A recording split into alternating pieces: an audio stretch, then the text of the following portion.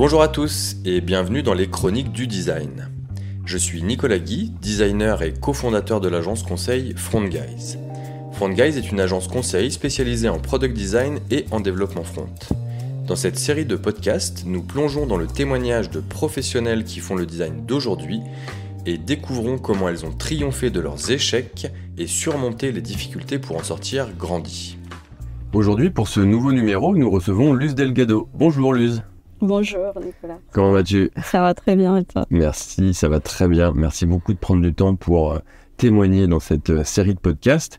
Est-ce que tu peux te présenter rapidement pour ceux qui ne te connaissent pas encore ?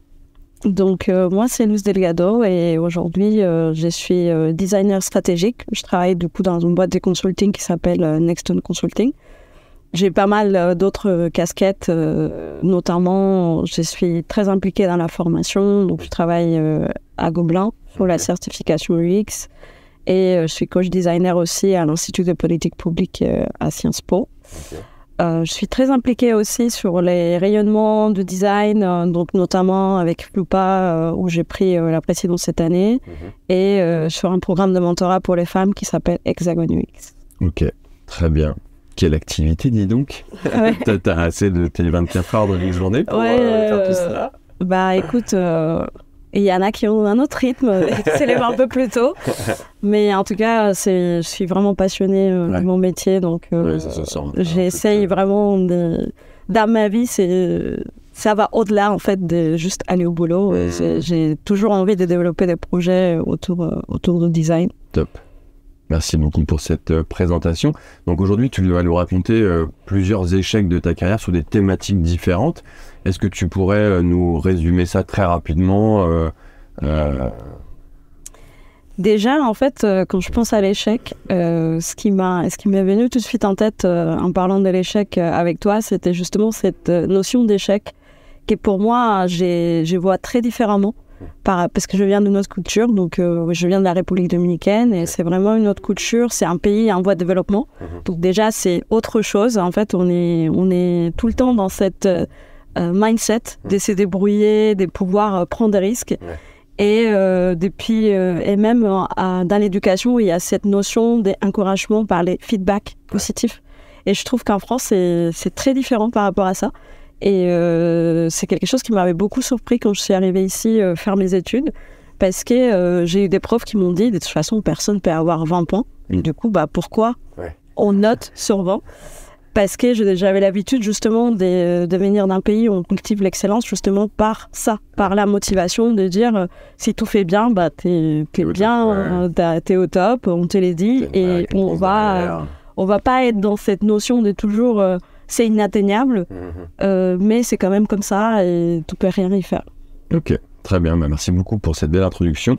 Je sens que ça va être très riche. Donc, avant de commencer, je voudrais te demander pour quelle raison tu as décidé de partager ces expériences dans ce podcast. En fait, j'ai trouvé très intéressant la thématique du podcast parce que je trouve qu'on n'en parle pas beaucoup de l'échec, justement. Et qu'on peut le voir comme quelque chose de négatif, alors que pour moi, c'est vraiment un apprentissage. C'est quelque chose qui nous permet justement de rebondir et de trouver des autres manières et même d'innover. Donc, c'est ça que je trouvais intéressant dans cette partage. Ok, merci beaucoup. En tout cas, je suis vraiment ravi de te recevoir aujourd'hui. Donc, écoute, c'est parti. Nous t'écoutons sur ton premier thème. Du coup, en fait, la première chose où j'ai réfléchi quand on a pensé à l'échec, c'est je suis venue en France pour faire du cinéma d'animation parce que j'ai rêvé de travailler pour une entreprise comme Pixar. Et du coup, c'était vraiment mon objectif. Je passais 3 ans d'études dans une école pour faire une licence de cinéma d'animation. Et finalement, quand je finis mes études, je me rends compte qu'il n'y a pas forcément de travail. Qu'on nous a donné tellement des choses, mais finalement, on ne nous a pas appris à avoir une expertise sur quelque chose. Et du coup, en fait, on savait faire plein de choses pour les cinémas d'animation, mais qu'est-ce que je fais derrière ? Je me suis posé beaucoup de questions par rapport à ça. À ce moment-là, ça s'est posé même la question, est-ce que je rentre dans mon pays ? Parce que finalement, j'ai accompli ce que j'étais venue faire à la base. Mais j'avais beaucoup aimé la France et je me suis dit, non, je vais pas partir. Donc, qu'est-ce que je peux faire ? Comment est-ce que je peux faire pour rebondir ? J'avais fait une licence en communication publicitaire dans mon pays et en communication, graphisme. Je me suis dit, qu'est-ce que je peux faire? J'avais fait un petit stage, rien à voir, où je mettais en page des catalogues. Oui. Et du coup, en fait, il y avait une site web aussi où on mettait en page, on faisait du HTML, du CSS. Et ça m'a redonné cette envie, parce que j'avais fait du Flash avant, avec les graphismes. Et je me suis dit, mais les digitales, ça a l'air intéressant, ça a l'air d'être quelque chose qui continue à évoluer. Donc peut-être je pourrais prendre cette voie-là. Et c'est comme ça que je trouvais un master en stratégie du digital, dans les numériques, et les spécialisations étaient l'UX, la direction artistique web. Et en fait, clairement, ça, c'est quelque chose que j'aurais pu vivre comme un échec. Et même pendant très longtemps dans ma carrière, je me suis posé la question, est-ce que cette expérience, j'ai la garde dans mon CV? Parce que ça n'a rien à voir, en fait. C'est complètement à côté de la plaque, on va dire, par rapport à ce que je fais aujourd'hui. Mais aujourd'hui, je pense que ça fait partie aussi de mon ADN, parce que je suis quelqu'un qui est très sensible du coup aux histoires. Et j'utilise ce que j'ai appris justement parce qu'on écrivait des scénarios, on faisait des storyboards, et du coup les dessins aussi, c'était quelque chose qui était très marqué dans ces études-là. Et du coup aujourd'hui, j'utilise beaucoup les dessins justement pour raconter les scénarios d'usage. Pour travailler avec mes clients, je fais beaucoup des facilitations d'ateliers. Et du coup, j'utilise aussi ces compétences-là. Je mobilise mes compétences, par exemple, des graphismes, pour construire des outils, pour faire des cartes, pour faire des choses. Et du coup, finalement, je me dis, au final, c'est comme si on peut voir les choses à un moment donné quand on vit l'expérience comme un échec. Mais finalement, en fait, c'est des choses qui nous construisent. Qui nous nourrissent. Et on va dire, les étoiles s'alignent à un moment donné et on est capable, en fait, d'en tirer des choses qu'on a appris dans les passés ou dans une expérience pour aller de l'avant. Donc du coup, c'est un échec qui crée l'opportunité, au final. Et au moment où tu t'es aperçu que vraiment c'était la galère, parce que je m'intéresse beaucoup aussi dans ce podcast au ressenti, parce que là on est après coup et donc tu peux l'analyser et te dire voilà, en fait ça m'a servi. Comment t'as vécu ça sur le moment T, en voyant que vraiment il n'y avait pas de boulot, les questionnements, etc. Est-ce que c'est comment t'as réagi face à ça vraiment en live pendant que ça merdait, quoi? En fait, pour des vrais, c'était vraiment une grosse angoisse, parce que moi je suis étrangère en France, donc tu finis tes études, t'as pas de boulot, tu fais quoi en fait? Et c'est pour ça que je dis, la question s'est posée, est-ce que je rentre dans mon pays? Et du coup, même pour des questions administratives, je me suis dit, est-ce que je reprends mes études pour du coup avoir à nouveau un visa étudiant, ou est-ce que, en fait, si je n'ai pas de boulot, je ne pouvais pas prendre un boulot chez Monoprix non plus. En fait, c'est pas qu'il n'y a pas de boulot, tu vois, des boulots, il y en a. J'ai des collègues de mon école qui ont fait des boulots différents avant de peut-être rebondir plus tard. Moi, je n'avais pas ces choix-là, de dire... je fais quelque chose en attendant, de réfléchir. Je voulais aller à fond. Donc, c'était quelque chose où il fallait aussi trouver une solution, on va dire, rapide. Parce que dès là, ça dépendait aussi que je restais en France ou pas. Ok, très bien. C'était... Alors, excuse-moi, je bug un petit peu parce que je voulais reprendre ton... Ça, je couperai. Je voulais reprendre justement ton mail pour pouvoir essayer de trouver une transition. Ah voilà, c'est bon. Et donc, dans ce que tu dis, j'ai l'impression que c'est aussi une façon de se connaître, d'apprendre à se connaître en fait dans ce type d'échec. Qu'est-ce que tu peux nous dire là-dessus ? Ouais, en fait, moi je pense que justement, l'échec, c'est quelque chose qui nous apprend aussi à rentrer un peu à nous-mêmes et de pouvoir justement avoir... c'est des moments de frustration, clairement. C'est des moments où on peut se sentir perdu. On se dit, on peut avoir aussi de la honte. En fait, il y a plein de sentiments, je pense, qui peuvent être négatifs, mais je pense que moi, justement... le fait d'avoir cette vision de l'échec, ça m'a appris beaucoup de compassion et de résilience par rapport à moi-même. Et du coup, pour raconter un petit peu, quelque chose qui m'aide aussi dans cette résilience, c'est que Moi, par exemple, j'ai un trouble d'attention. D'accord. Et les quotidiens, j'ai le vis des fois avec des petits échecs. C'est-à-dire, j'ai des difficultés à me repérer et presque systématiquement tous les jours, je vais aller dans la direction opposée du métro, je vais me perdre dans mon chemin. Et c'est vrai que pendant très longtemps, c'était quelque chose qui me frustrait beaucoup. Ouais. Et que je le prenais, et j'étais beaucoup en colère avec moi-même parce que c'était genre, mais c'est bête en fait, tu n'arrives pas à aller d'un point A à un point B sans avoir une situation complexe. Mais petit à petit, en fait, en apprenant à me connaître et me disant, en fait, il n'y a rien de grave. Finalement, tu as pris un autre chemin. Et je pense que ces petites situations d'échec m'ont appris à me dire, il n'y a rien de grave, en fait, dans la vie, finalement. Ça permet, en fait, de trouver un nouveau chemin, de se perdre quand tu es en vacances et de finalement découvrir quelque chose d'incroyable.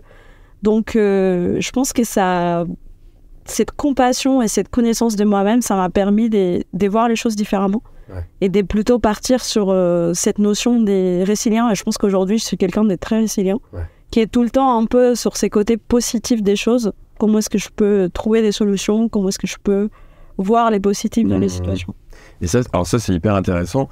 Je me pose toujours la question de savoir à quoi c'est lié cet état d'esprit. Parce que est-ce que c'est quelque chose que tu as appris avec le temps? Est-ce que c'est quelque chose qui vient de ton caractère, de ton éducation? Est-ce que c'est quelque chose qui vient de l'inconscient?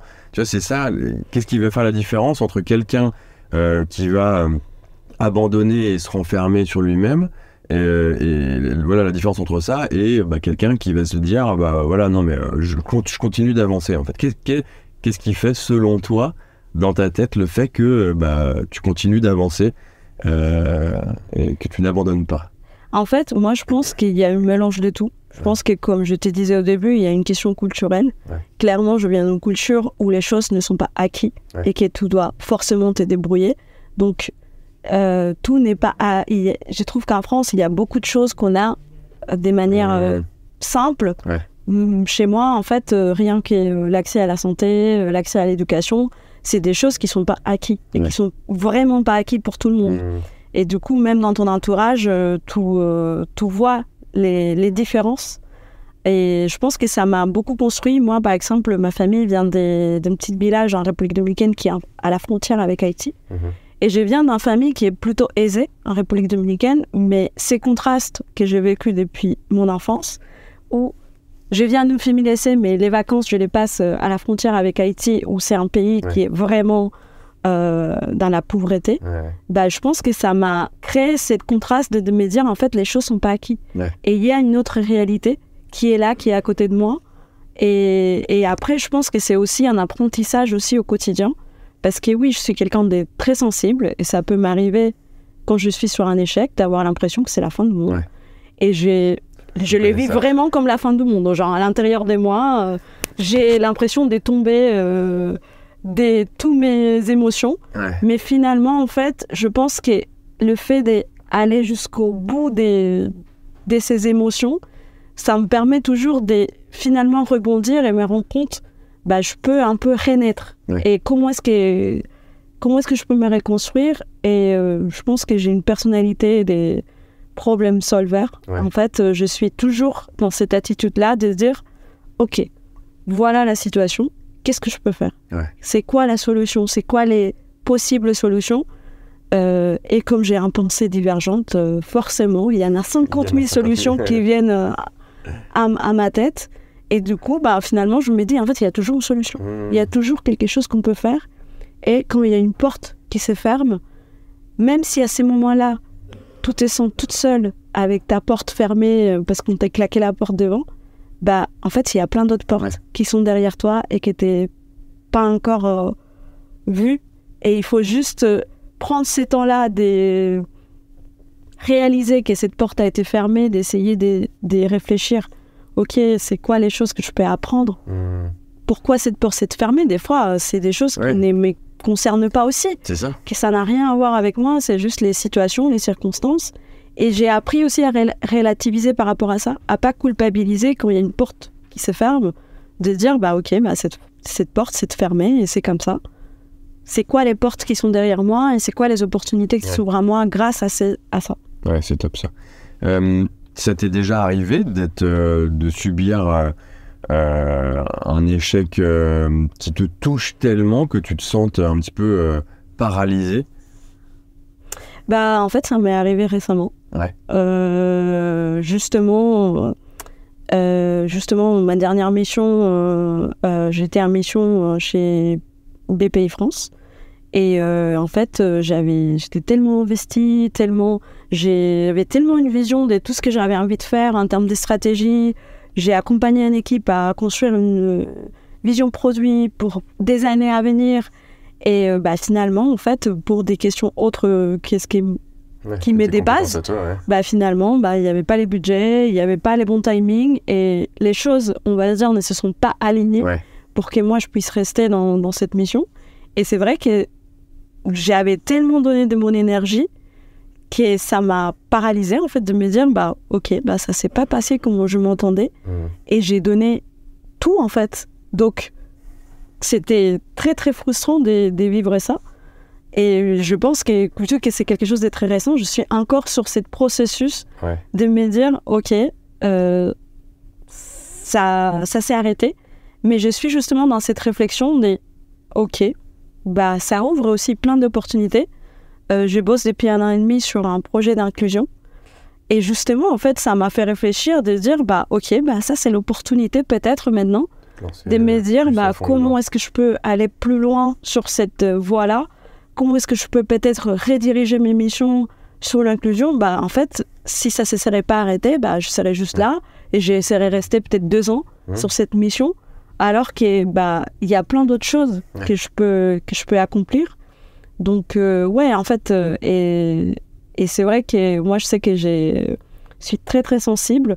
Et du coup, ça veut dire que les émotions, je vais les ressentir 3 fois plus fort que les autres. Et du coup, clairement, j'étais paralysée.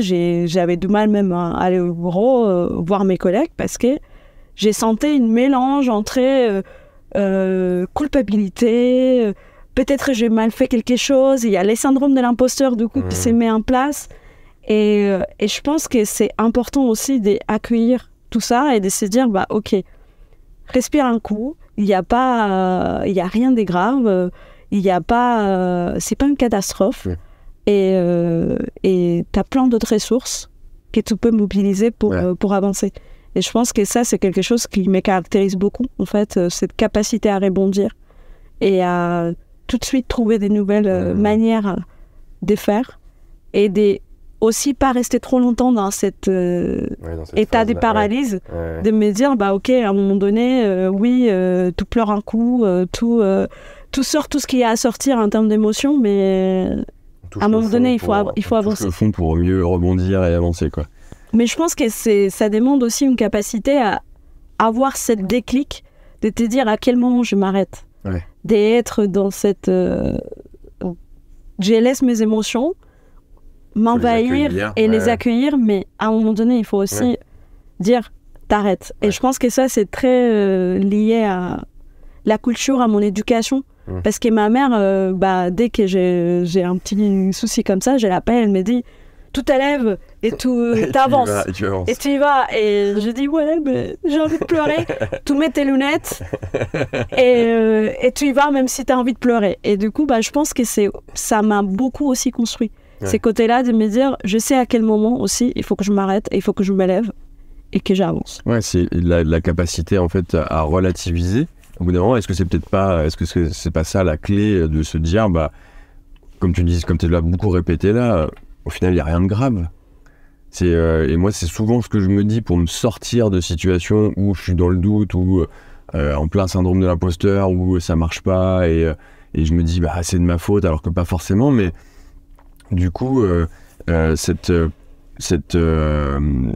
idée que rien n'est grave au final tant qu'on n'a pas un problème de santé important vraiment, tant que en fait quand la santé va bien et que on a un toit sous la tête, de quoi se chauffer, de quoi se nourrir, a priori tout est ok et tout avance. Donc faut être capable de relativiser, de se dire et moi je sais que ça m'aide beaucoup à passer ces moments-là Et d'ailleurs, je remercie ma femme au passage là-dedans, parce que c'est elle qui m'apporte beaucoup ça, qui me répète souvent, mais il n'y a rien de grave là, donc avançons, et puis voilà, je veux dire, la vie continue, et voilà. Et c'est vrai que ça, moi, je me raccroche beaucoup à ça, et donc c'est hyper intéressant.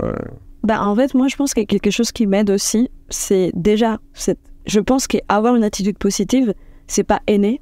Il y a des gens qui sont très pessimistes, mais je pense que quelque chose qui m'aide beaucoup, c'est les petites victoires. Oui. Et sur ça, en fait, par exemple, moi, il y a beaucoup de fois où j'étais dans des process de recrutement, je suis arrivée jusqu'à la fin, il y avait 2 candidats, je n'ai pas été prise. Quand ça t'arrive, tu es vraiment en mode, c'est un gros... Tu le vis vraiment comme un échec et tu es un peu dégoûté. Mais je me dis, en fait, à ces moments-là, moi, je réfléchis déjà encore au fait que je dis, en fait, quand j'avais 15 ans, vivre en France, c'était un rêve que je ne pensais jamais avoir accompli. Donc, c'est quelque chose qui me ramène à chaque fois à me dire, mais regarde ce que tu as accompli aujourd'hui. Tu n'as pas eu ces boulots-là, tu n'as pas eu ces projets-là, mais qu'est-ce que tu as accompli aujourd'hui? Et justement, même dans ces cas-là de recrutement, c'est de me dire, c'est quoi la petite victoire, en fait? Je suis allée jusqu'à la fin du processus de recrutement, donc ça veut dire, en fait, que mon profil est valorisé, que j'ai des choses à apporter, et je pense que célébrer des petites choses comme ça, ça aide aussi, en fait, de te dire... moi, par exemple, j'aime beaucoup, c'est un exercice que je fais pour moi-même, j'ai fait quelque chose qui s'appelle la roue de la vie, et je fais ça tous les trimestres, 4 mois, en début d'année, j'en sais rien. Et en fait, j'ai divise un peu ma vie dans plein de catégories, la santé, l'amour, l'amitié, mes relations. Et en fait, ça me permet aussi de voir ça, de me dire, peut-être que là, ça va pas bien au niveau de travail, ou ça va pas bien parce que je n'ai pas fait beaucoup de sport, et que finalement, c'est un peu un mode flemmard en ce moment. Mais je vois les restes, je me dis, il y a plein de choses qui se passent bien aussi. Il y a plein de choses où je suis heureuse, je suis bien entourée, j'ai des amis, et du coup, j'essaye aussi de m'appuyer sur ça. De ne pas avoir ma vie, même si je suis très investie dans mon travail et que je suis très passionnée, que ça fait une partie très centrale de ma vie, je me dis, finalement, il y a plein d'autres choses autour. Il y a la vie, il y a, je fais un voyage il n'y a pas longtemps. Comment est-ce que je peux aussi me nourrir de ça, de ces choses-là qui sont autour, où, il y a une période où je faisais beaucoup de yoga et c'était genre, ok, ça c'est aussi une petite victoire de se dire, j'ai réussi cette semaine à faire les 2 séances de yoga que je me suis dit que j'avais envie de faire. Et je pense que les victoires, c'est aussi ça. C'est aussi comment est-ce que tu accomplis des choses aussi pour toi-même, pour ta vie, ton développement personnel. Donc, chaque chose qu'on fait, je trouve que ça a de la valeur, et moi, j'essaie de valoriser les choses comme ça. Top. Quand on parle de syndrome de l'imposteur, une des solutions qui revient toujours pour essayer d'en sortir, c'est justement revenir sur ce qu'on a déjà accompli. Parce que, effectivement, quand on est junior et qu'on entre sur le marché du travail, là, c'est compliqué, on n'a pas vraiment beaucoup d'expérience. Mais moi, je sais que encore aujourd'hui, ça me touche, à travers des échecs, quand je travaille sur des stratégies, des visions ou du management, que je suis dans une période de doute, globalement. Il y a une chose que j'aime bien faire, c'est juste aller voir mon profil LinkedIn, qui est bien rempli par rapport à ce que j'ai fait.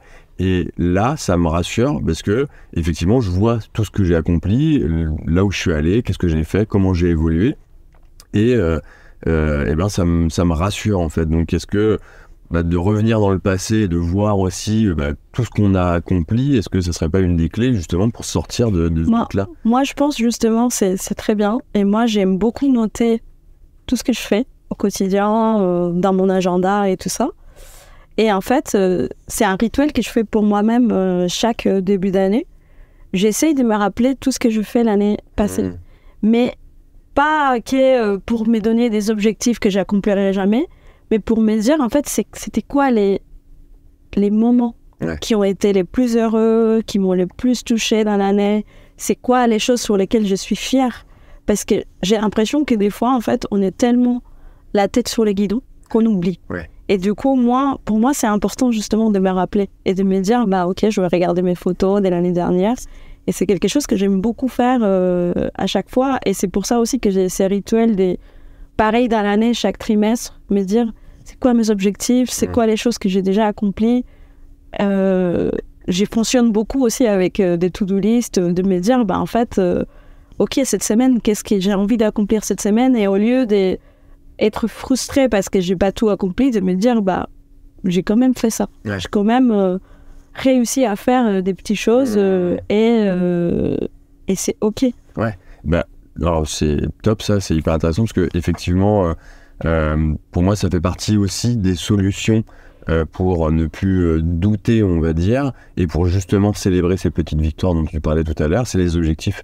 C'est hyper important, de se dire, voilà, je me fixe mes objectifs, je me fais une to-do list, et forcément, moi je trouve en tout cas qu'en en se fixant des objectifs et en ayant des listes comme ça, on avance plus vite, je trouve, que quand on vogue, on va dire, à travers les différentes tâches qu'on a à faire.